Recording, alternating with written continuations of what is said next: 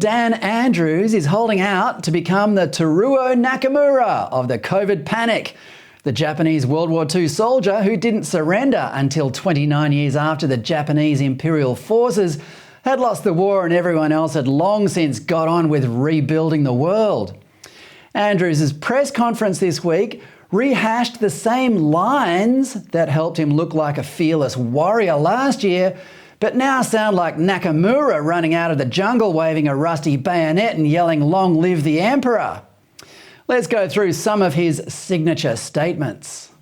What I will not do, though, is apologise for doing everything possible to save lives.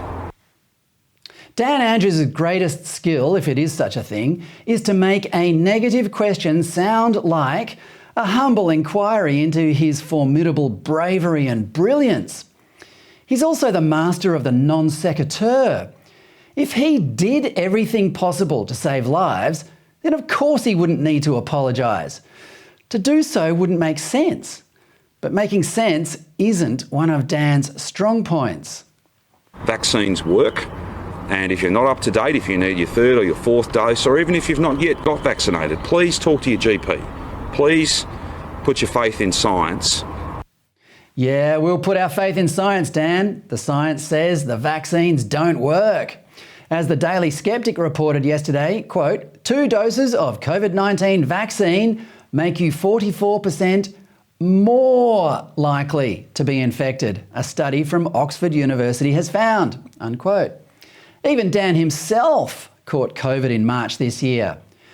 But by saying vaccines work, Dan didn't actually mean they stop you catching the virus. Oh no. That fiction from early on in the vaccine rollout has been so thoroughly disproven that not even Dan Nakamura Andrews is repeating that one anymore. No, they just supposedly stop you getting very sick from the virus. But what about the side effects, Dan? Here's the latest high-profile medical professional to switch sides.